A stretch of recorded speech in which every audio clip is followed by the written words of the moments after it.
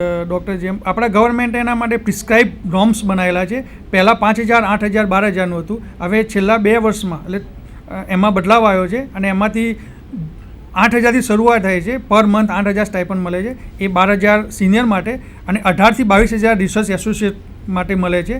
એટલે એ ક્રાઇટેરિયા, એનું સિલેક્શન એ બધું જ ગવર્મેન્ટના નોર્મ્સ પ્રમાણે હોય છે. એટલે તમને જ્યારે પણ પ્રોજેક્ટ મળે છે એના સાથે તમને નોર્મ્સ પણ આપવામાં આવે છે કે તમારે કોને રિસર્ચ ફેલોશિપ તરીકે સ્ટુડન્ટને લેવાનો છે અને કેવી રીતે લેવાનો છે.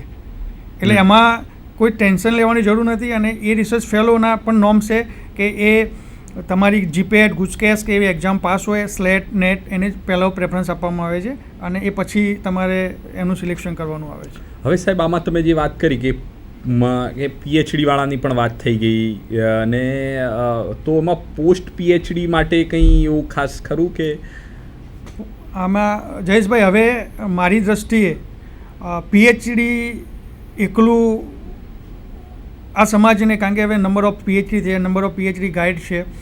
ખરેખર તો જે પણ ફેકલ્ટી છે એને પીએચડી કરવું એકદમ બહુ જરૂરી થઈ ગયું છે આજના જમાના પ્રમાણે. અને આજના જે પણ નોર્મ્સ છે યુજીસીના, એઆઈસીટીના અથવા તો ગવર્મેન્ટના, કે તમારે આગળ પ્રમોશન જોઈતું હોય તો તમારે પીએચડી કરવું જરૂરી છે. પણ મારી દૃષ્ટિએ હવે પીએચડી એકલું કામ ક્યારેય નહીં આવે, કારણ કે હવે તમારે એનાથી થોડું વધારે પોસ્ટ ડોક્ટરેટ સ્ટડી કરવી પડશે. અને પોસ્ટ ડોક્ટરેટ સ્ટડી કરવા માટે ભારતના કેટલાક સેન્ટરો જે ગવર્મેન્ટ ઓર્ગેનાઇઝેશન છે, CSIRના જે સ્પોન્સર્ડ પ્રોજેક્ટ અથવા તો એના જે પણ હેડક્વાર્ટર છે એની અંદર તમે પોસ્ટ ડોક કરી શકો છો, અથવા તો તમે પોસ્ટ ડોક્ટરેટ કરવા માટે એબ્રોડ પણ જઈ શકો છો. આનો પીરિયડ 6 મહિનાથી 3 વર્ષ સુધીનું હોઈ શકે છે. પોસ્ટ ડોક્ટરેટ એ કંઈ ડિગ્રી નથી, પણ એક પીરિયડ, એક પર્ટિક્યુલર ગાળામાં કરેલો રિસર્ચ પ્રોજેક્ટ છે. એટલે તમને કોઈ પણ યુનિવર્સિટી તમને પોસ્ટ ડોક્ટરેટની ડિગ્રી આપે છે. અને પોસ્ટ ડોક્ટરેટ એ પર્ટિક્યુલર એરિયામાં કરેલું કાર્ય છે જે તમને તમારા હાયર લેવલ સુધી લઈ જાય છે. અને એ હાયર લેવલ સ્ટુડન્ટ માટે તમે જે નોલેજ ગેઇન કર્યું છે એ સ્ટુડન્ટને આપી શકો છો. એટલે CSIRની પોસ્ટ ડોક્ટર ફેલોશિપ છે, ઇવન ICMR છે એ પણ પોસ્ટ ડોક્ટર ફેલોશિપ આપે છે. ICMR પણ એક બીજી એજન્સી છે ખરી. એટલે ICMRમાં શું છે એમાં ખાસ? ICMR જયેશભાઈ એ મેડિકલ રિલેટેડ, કારણ કે મેડિકલ રિસર્ચ સાથેની સંકળાયેલી કાઉન્સિલ છે. મોટાભાગે મેડિકલ્સના રિલેટેડ જે ફિલ્ડમાં જે રિસર્ચ થાય છે એના માટે ગ્રાન્ટ આપતી હોય છે. એમાં પેરામેડિકલ, ફાર્મસીને પણ ઇન્વોલ્વમેન્ટ કરેલું છે. એની અંદર junior research fellowship, ICMR funded seminar symposium, જેમ આપણે પહેલી વાત કરી, ICMR પણ આપણને સેમિનાર અને સિમ્પોઝિયમ માટે ગ્રાન્ટ આપે છે. પછી એક એડોક રિસર્ચ સ્કીમ છે, એ બહુ સરસ સ્કીમ છે. 25 લાખથી વધારે, 25 લાખથી આજુબાજુ એ તમને તમારો નાનો પ્રોજેક્ટ, પાયલોટ પ્રોજેક્ટ કરવા માટે, જેમ AICTમાં અને DSTમાં ગ્રાન્ટ છે એ રીતે એડોક રિસર્ચ સ્કીમ પણ તમને બેનિફિટ છે. પણ તમારો એરિયા પરફેક્ટ એની વેબસાઇટ ઉપર લખેલો છે એ કયા એરિયામાં કયા ડિઝીઝ માટે આપે છે. હવે સાહેબ, એક જરા આવ્યો છે ફોન, તો જરા આપણે જોઈ લઈએ કે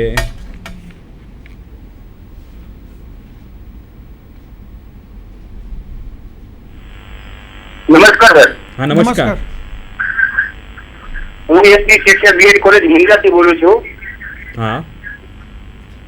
હિતેશ કગથરા. હા.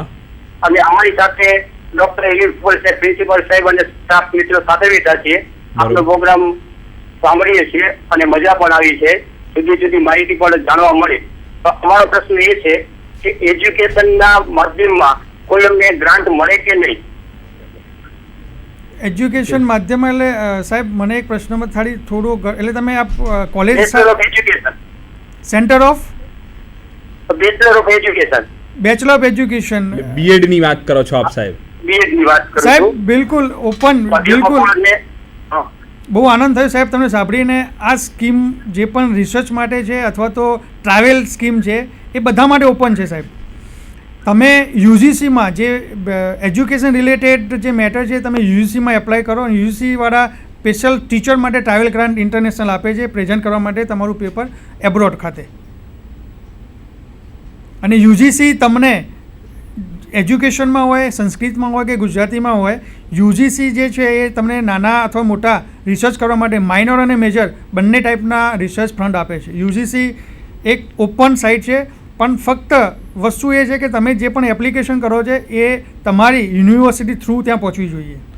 હા સાહેબ, તો આપણે તમે આ યુજીસીની વાત કરો છો, તો યુજીસીમાં કઈ કઈ ગ્રાન્ટ છે એમ કે તો એ આપણે જયેશભાઈ પહેલાં આપણે આઈસીએમઆરની થોડી ચર્ચા કરેલી હા, બરોબર. આઈસીએમઆરની આપણે જે વાત કરીએ એડોક રિસર્ચ છે, પછી રિસર્ચ ફેલોશિપ એસોસિએટ છે, ઇન્ટરનેશનલ ટ્રાવેલ પણ એમને સ્પેશિયલ લખેલું છે નોન આઈસીએમઆર સાયન્ટિસ્ટ, એટલે આઈસીએમઆર મેડિકલ સિવાયના જેટલા પણ સાયન્ટિસ્ટ છે એમાં પણ આમાં એ લોકો ઇન્વોલ્વ થઈ શકે છે. બરોબર. અને આઈસીએમઆર ઇન્ટરનેશનલ ફેલોશિપ છે જે મેડિકલ અથવા બાયોમેડિકલ સાયન્ટિસ્ટ ભારતમાં કામ કરે છે અને અબ્રોડમાં પોસ્ટ ડોકની આપણે વાત કરી એ માટે પણ આઈસીએમઆર આપણને ગ્રાન્ટ આપે છે.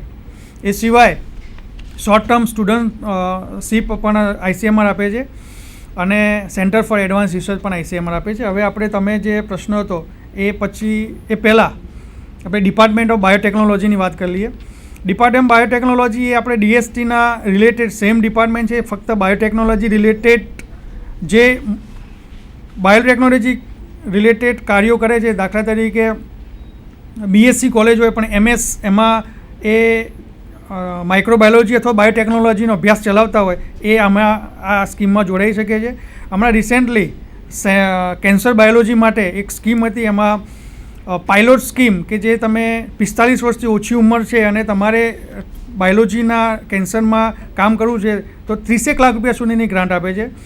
નેનો બાયોટેકનોલોજી રિસર્ચ ઉપર તમને ડિપાર્ટમેન્ટ બાયોટેકનોલોજી ગ્રાન્ટ આપે છે. અને similar organisation of short term training courses સાયન્ટિસ્ટને કરવા હોય એના માટે પણ ગ્રાન્ટ આપે છે.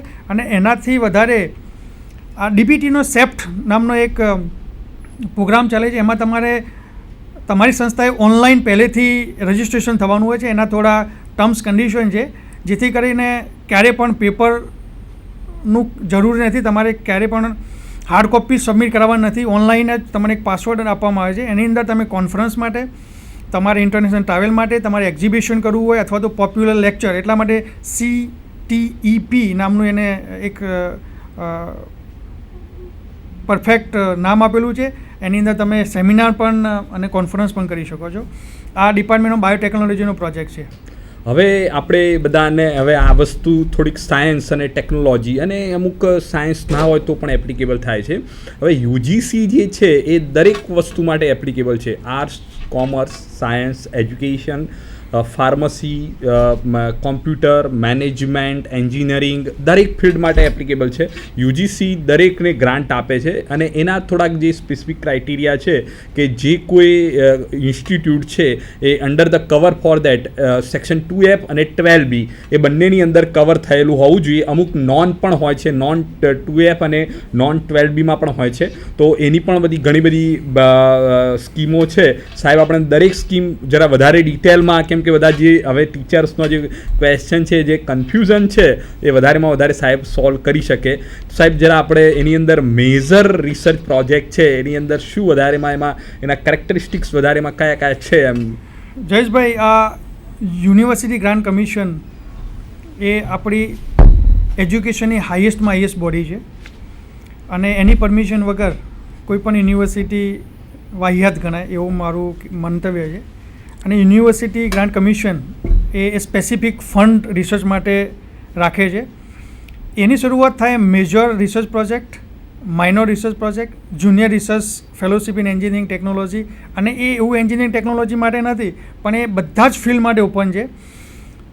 પણ તમે જ્યારે પણ પ્રપોઝલ સબમિટ કરાવો તો તમને મળે. મારું કહેવાનો મતલબ છે કે યુજીસીની અંદર પ્રપોઝલ સબમિટ કરાવવાની સંખ્યા ઓછી છે, કારણ કે હું કેટલી વાર કોઈના સાથે ઇન્ટરેક્શન કરું છું ત્યારે મને ખબર પડે છે કે પ્રપોઝલ સબમિટ કરાવવાની સંખ્યા આપવાવાળા કરતાં ઓછી છે. તો બેટર છે કે એનો લાભ દરેક ટીચરે લેવો જોઈએ. એ પ્રોજેક્ટ કંઈ પણ હોઈ શકે. હમણાં બેને વાત કરી કે હોમ સાયન્સમાં અથવા તો હમણાં જે ફોન ઉપર સાહેબ હતા કે બીએડમાં કોઈ પણ તમારા એરિયાની અંદર કોઈ પણ તમે ક્ષેત્રમાં કામ કરો છો એની અંદર કંઈ પણ નવું જાણવાનું દરેકને જિજ્ઞાસા હોય છે. અને એ નવું જાણવામાં તમારે કેટલી જિજ્ઞાસા છે એ જિજ્ઞાસાને તમે એક રિસર્ચ પ્રોજેક્ટ તરીકે બનાવો અને યુજીસીને સબમિટ કરો. જો નવું હશે તો યુજીસી એના માટે 100% તમને ગ્રાન્ટ આપશે. પણ તમારામાં કંઈક નવું જાણવાની થોડી ખેવના હોવી જોઈએ એવું મારું માનવું છે. હા, હવે તે જે તમે કીધું કે સાહેબ મેજર રિસર્ચ પ્રોજેક્ટ જે છે, તો મેજર રિસર્ચ પ્રોજેક્ટની અંદર શું એના કેરેક્ટરિસ્ટિક્સ હોય છે? મેજર અને માઇનોર એટલા માટે બે ડિફરન્શિએટ કરવામાં આવે છે કે માઇનોર એ 1 લાખથી 3 લાખ સુધી મળતા રિસર્ચ ફંડિંગ છે, એનો ટાઈમ પણ ઓછો હોય છે, 1 વર્ષ અથવા 6 મહિનામાં તમારો પ્રોજેક્ટ ખતમ કરવાનો હોય છે. જ્યારે મેજર રિસર્ચ પ્રોજેક્ટનું ફંડિંગ એ 15 લાખથી 30 લાખ સુધીનું હોય છે અને એની અંદર તમારે એનો પિરિયડ પણ 1 વર્ષથી 3 વર્ષ સુધીનો હોય છે. એટલે તમારે કેવા પ્રોજેક્ટ છે, તમારે જો થોડો નાનો પ્રોજેક્ટ હોય, એક જ પોઈન્ટ ઉપર સંકુચિત હોય, તો તમને માઇનોર રિસર્ચ પ્રોજેક્ટ તરીકેની ગ્રાન્ટ મળે છે. અને જો તમારો પ્રોજેક્ટ વધારે સમય ચાલવાનો હોય તો તમને એને મેજર રિસર્ચ પ્રોજેક્ટ તરીકેની ગ્રાન્ટ મળે છે અને એમાં ટાઈમ પણ વધારે હોય છે. બરોબર છે. હવે સાહેબ જે તમારી નેક્સ્ટ જે છે કે ફેકલ્ટી ઇમ્પ્રુવમેન્ટ પ્રોગ્રામ, એની અંદર શું સ્પેશિયલી હોય છે અને એમાં ખાસ અમારા જે ફેકલ્ટીઝનો જે ક્વેશ્ચન હતો કે બીએડ અને તો એને કેવી રીતે રિલેટ આપણે સાહેબ જે વાત આગળ કરી કે ફેકલ્ટી ઇમ્પ્રુવમેન્ટ પ્રોગ્રામમાં આપણે ડીએસટી ગ્રાન્ટ આપે છે, ICMR ગ્રાન્ટ આપે છે, AICTE ગ્રાન્ટ આપે છે. એવી જ રીતે UGC જે આપણા જે લેંગ્વેજીસ છે એ લેંગ્વેજીસ માટે આપણને ગ્રાન્ટ આપે છે અને એ લેંગ્વેજીસમાં તમારે કોઈ પણ રિસર્ચ કરવાનું હોય અથવા તો તમારે આપણે એના માટે સેમિનાર અથવા સિમ્પોઝિયમ કરવાનું, એના માટે UGC ગ્રાન્ટ આપે છે. એ સિવાય તમને ટ્રાવેલ ગ્રાન્ટ પણ મળે છે, તમને પોસ્ટ ડોક્ટર રિસર્ચ ફેલોશિપ મળે છે, ડોક્ટરેટ ફેલોશિપ ફેલોસ મળે છે અને એ સિવાયની આ બધી અધર ગ્રાન્ટ છે જે તમારે ફોરેન કન્ટ્રીમાં રિસર્ચ કરવા માટે બહુ ઉપયોગી છે. અહીંયા એક લિસ્ટ તમને આપવામાં આવ્યું છે કારણ કે ટાઈમ હવે સાહેબ એવું છે કે તમે આ વાત કરી, તો હવે તમે રિસર્ચ પ્રપોઝલ બનાવવા માટેની કોઈ સ્પેસિફિક ટિપ્સ ખરી કે જેની અંદર, કેમ કે આ બધા જે અધ્યાપકો છે દરેકના મગજમાં એક ક્વેશ્ચન છે કે રિસર્ચ પ્રોજેક્ટ કેવી રીતે બનાવવા, એની જરા. એબ્સોલ્યુટલી સર, રિસર્ચ પ્રોજેક્ટ બનાવવા માટે કોઈ પણ ફેકલ્ટી જ્યારે એવું ભાવના ધરાવે કે મારે રિસર્ચ પ્રોજેક્ટ માટે કંઈક એપ્લાય કરવું છે અથવા તો મારે ફોરેનમાં મારું પેપર પ્રેઝન્ટ કરવું છે, તો એના માટે એને એક રિસર્ચ થોડું કરેલું હોવું જોઈએ. સબમિટ કરાવે એટલે એને સ્વીકૃતિપત્ર મળે અને પોતાનું પેપર બહાર રજૂઆત કરી શકે છે. હવે રિસર્ચ પ્રોજેક્ટ લખવાની એક થોડી આવડત છે અને આવડતની અંદર તમે પ્રેક્ટિસ કરો તો તમને એ આવડતમાં સુધારો પણ થઈ શકે છે. એની અંદર 2-3 ભાગમાં વહેંચાયેલું છે. પહેલાં તમે જે રિસર્ચ પ્રોજેક્ટ તમે જે પણ પ્રોજેક્ટ લખવા માગો છો એ પહેલાં કોઈએ કામ કરેલું છે, નંબર 1. કોઈએ કરેલું હોય તો તમે એનો લિટરેચર સર્વે કર્યો, તો કર્યા પછી એને કેટલું કામ કર્યું છે ને એ પછી તમે શું કરવા માગો છો અને તમારો ઓબ્જેક્ટિવ શું છે. આ 3 પાર્ટ બહુ ઇમ્પોર્ટન્ટ છે અને આ વસ્તુ તમે આગળ તમારા રિસર્ચ માટે, સબમિશન માટે બહુ ઇમ્પોર્ટન્ટ બનશે. અહીંયા એક્ઝામ્પલ છે કે તમારે ડિટેલ પ્રોજેક્ટ લખવા માટે ડિટેલ પ્રપોઝ તમારે under origin of research proposal એ શું છે કે તમે કેમ આ કરવા માગો છો, પછી રિસર્ચ વર્કના સાથે કોણ એંગેજ છે અથવા કોણ આ સાથે આ રિલેટેડ કામ કરી રહ્યું છે અને ઓબ્જેક્ટિવ કયા છે એ, અને આની અંદર રિવ્યૂ તમે કેટલા કર્યા છે અને એમાં નેશનલ અને ઇન્ટરનેશનલમાં એ પ્રોજેક્ટ રિલેટેડ કયું સ્ટેટસ છે, આટલું તમારે ભેગું કરવાનું છે અને જે મુદ્દાઓ જે પરફોર્મન્સ માગ્યા હોય એ પ્રમાણે તમે લખવાના રહે. હવે સાહેબજી એક થોડોક મહત્વનો મુદ્દો, status at national and international level, એટલે જે કોઈ ધારો કે એજ્યુકેશનની વાત કરીએ તો એમાં પણ એવું હોઈ શકે ખરું કે એનું નેશનલી ને ઇન્ટરનેશનલ લેવલ ઉપર એનું કેવું સ્ટેટસ છે? એટલે આ સ્ટેટસની જે વાત છે એ જયેશભાઈ છે કે તમે જે પ્રોજેક્ટ કરવા માંગો છો એનું સ્ટેટસ બરોબર છે કે એ તમે જે લિટરેચર સર્વે કર્યું એમાં ઇન્ટરનેશનલમાં કેટલું કામ થયેલું છે અને નેશનલમાં કેટલું કામ થયું છે, કોણ કોણ કામ કરે છે, બરોબર છે. એનું સ્ટેટસ તમારે એ પ્રોજેક્ટમાં થોડું બતાવવાનું હોય છે. અને જો નવો હોય, એકદમ નવો પ્રોજેક્ટ, તમારું નવું થિંકિંગ, તો એમાં સ્ટેટસમાં તમે એમ પણ લખી શકો કે અત્યાર સુધી કોઈએ કામ કરેલું નથી અથવા લિટરેચર સર્વે પ્રમાણે આના પર પેટર્ન્સ અથવા તો રિસર્ચ પેપર નથી. બરોબર છે. એના સિવાયની કોઈ બીજી ટિપ્સ ખરી કે પ્રોજેક્ટ માટે કેવી કેવી ટિપ્સ હોઈ શકે છે? એમ કે આમાં જે આપણે કન્ટિન્યુ વાત કરીએ કે એનું ફ્યુચર પ્લાન, પછી તમારે રિસર્ચ ફંડિંગ રિસીવ કે તમારી પહેલાં કેટલા પ્રોજેક્ટ મળેલા છે એ પણ ઇમ્પોર્ટન્ટ છે, અત્યારે તમે કેટલા પ્રોજેક્ટ કરો છો એ પણ ઇમ્પોર્ટન્ટ છે, પછી તમારી ફેસિલિટી તમારા ઇન્સ્ટિટ્યૂટમાં કેટલી અવેલેબલ છે એ પણ ઇમ્પોર્ટન્ટ છે અને આ એરિયામાં તમારા ઇન્ડિયન્સ એક્સપર્ટ આ એરિયામાં કોણ કોણ કામ રહે છે એના નામ પણ તમારે આપવાના હોય છે. હવે સાહેબ એની અંદર આમાં જે પ્રોજેક્ટનું સિલેક્શન છે એમાં વધારે કેવી રીતે એનો ઇમ્પોર્ટન્સ હોય છે કે બાયોડેટા ઉપર વધારે આધાર રહે છે કે પ્રોજેક્ટ ઉપર વધારે આધાર રહે છે કે એના પર કઈ વસ્તુને વધારે ધ્યાનમાં લેવામાં આવે છે? એમ કે બહુ ઇમ્પોર્ટન્ટ બહુ વસ્તુ છે, બહુ મજા આવી ગઈ. મારો પર્સનલ એક્સપિરિયન્સ જયેશભાઈ એવું કહે છે કે જ્યારે તમે રિસર્ચ પ્રોજેક્ટ સબમિટ કરાવો છો એ પહેલાં તમારો બાયોડેટા થોડો એવો સ્ટ્રોંગ હોવો જોઈએ જેથી કરીને તમે જે કાર્ય કરવા જઈ રહ્યા છો એ કાર્યનો તમને અનુભવ હોય ત્યારે તમને ગ્રાન્ટ મળવાના ચાન્સીસ વધી જાય છે. એટલા માટે મેં નીચે એક પ્રશ્ન લખેલું છે ડિટેલ બાયોડેટા ઓફ એપ્લિકન્ટ. એનું પણ એટલું જ ઇમ્પોર્ટન્ટ હોય છે કે તમે જે પણ કાર્ય કરવા જઈ રહ્યા છો એમાંના તમારે 3, 4 અથવા 5 સારા પબ્લિકેશન હોય, અથવા તો એના પર તમે 2, 3, 4 બુક્સ લખેલી હોય, અથવા તો એના રિલેટેડ કેટલી કોન્ફરન્સમાં પેપર પ્રેઝન્ટ કરેલા હોય, અથવા તો એ રિલેટેડ કેટલી કોન્ફરન્સમાં તમે પાર્ટિસિપેશન કરેલું હોય. આ બધો જ એક બાયોડેટા એટલા માટે ઇમ્પોર્ટન્ટ છે કે જ્યારે તમે કોઈને જોડે કંઈક ફંડિંગ માગો છો તો એમને જે પણ આપવાવાળા છે એને પ્રશ્ન થશે કે આ વ્યક્તિને આના માટે આપીને શું લેવાનું. જો એને એક્સપિરિયન્સ છે તો એમને આપવા માટે ઇઝી પડશે. એટલા માટે બાયોડેટાનું પણ બહુ મહત્ત્વનું છે. એટલા માટે હું જ્યારે પણ યંગ ફેકલ્ટીને મળવાનું થાય તો હું એને રિસર્ચ પેપર લખવા માટે વધુમાં વધુ પ્રોત્સાહિત કરું છું. પછી સાહેબ આવીને તમે કીધું કે ફંડ આપવાની વાત કરી કે જે તમે 20 લાખ 25 લાખની વાત કરો છો એ પહેલાં જ વર્ષે આપી દે.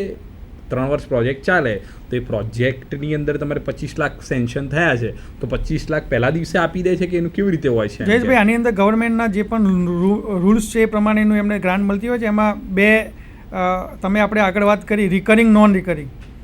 જે નોન રિકરિંગ છે જે તમને પાછું નથી લેવાનું એ પ્લસ પહેલા વર્ષનું રિકરિંગ તમને એક સાથે આપવામાં આવે છે. એટલે જો તમે ઇન્સ્ટ્રુમેન્ટ માગેલું હોય 15 લાખનું અને તમને રિકરિંગમાં તમે 3 માગ્યા હોય તો તમને પહેલા વર્ષે 18 લાખ રૂપિયા આપવામાં આવે છે. અને એ સાથે તમે કોઈ સિનિયર અથવા તો જુનિયર રિસર્ચ ફેલોશિપ લીધેલ હોય તો એનું તમને પૈસા આપવામાં આવે છે. પછી સાહેબ જે ટ્રાવેલ ગ્રાન્ટની વાત કરી એના માટે કંઈ આવી સારી ટ્રીપ્સ ખરી કે જેની અંદર વધારેમાં વધારે અમે લઈ શકીએ એમ કે? નો ડાઉટ ટ્રાવેલ ગ્રાન્ટ એટલા માટે બહુ જરૂરી છે કે તમે જો ઇન્ટરનેશનલ અથવા તો તમે તમારા દેશથી બહાર જશો, ઇન્ટરનેશનલ કોન્ફરન્સમાં ભાગ લેશો અને પોતાનું પેપર પ્રેઝન્ટ કરશો તો એનાથી તમને 3 ફાયદા થવાના છે. નંબર 1 કે ઇન્ટરનેશનલ જેટલા સાયન્ટિસ્ટ તમારા એરિયામાં કામ કરી રહ્યા છે એમને મળવાનું થશે અને એ તમારા એરિયાથી કેટલું જુદું કામ કરી રહ્યા છે અને કેવું કામ કરી રહ્યા છે જાણવાનું તમને મળશે. બીજું, ઇન્ટરનેશનલ કોન્ફરન્સમાં જવાથી તમને જે પણ એક્સપોઝર મળવાનું છે એ તમને આપણા નેશનલ કોન્ફરન્સમાં નહીં મળે. એટલે મારો એક વિનંતી છે કે દરેક યંગ ટીચરે આ ઇન્ટરનેશનલ ગ્રાન્ટમાં પાર્ટિસિપેશન થવું જોઈએ અને પોતાની જાતને ઇન્ટરનેશનલ પ્રેઝન્ટર તરીકે બતાવવું જોઈએ જેથી કરીને એ પોતાને કોન્ફિડન્સ પણ આવે છે કે જ્યારે એ ઇન્ટરનેશનલમાં જાય છે, બીજી લેંગ્વેજ હોય છે અને લેંગ્વેજના સાથે રિલેટેડ થાય છે. અને હા બોલો સાહેબ. નમસ્કાર ડોક્ટર પટેલ સાહેબ. નમસ્કાર. હું ડોક્ટર કેડી લાડવા, વિરાણી સાયન્સ કોલેજ, રાજકોટથી બોલું છું સાહેબ. નમસ્કાર. નમસ્કાર.